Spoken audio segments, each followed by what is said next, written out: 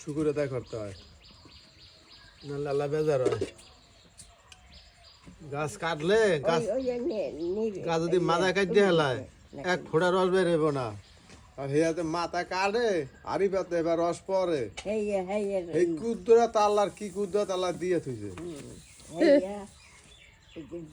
চিন্তা করেন দি উপরে নারকেল এর মধ্যে পানি, আল্লাহর রহমত সব কিছু। কোন জিনিস বান্দা গলায় কেউ অভাবে রাখে না, যে জিনিস আমি দিই না বান্দারা খাইতে না।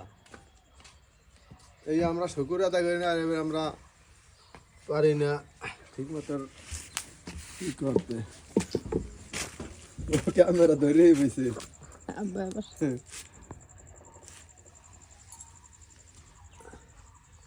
ওইটা ওই পাইলে পানি না পানি দিছি নামান লাগে।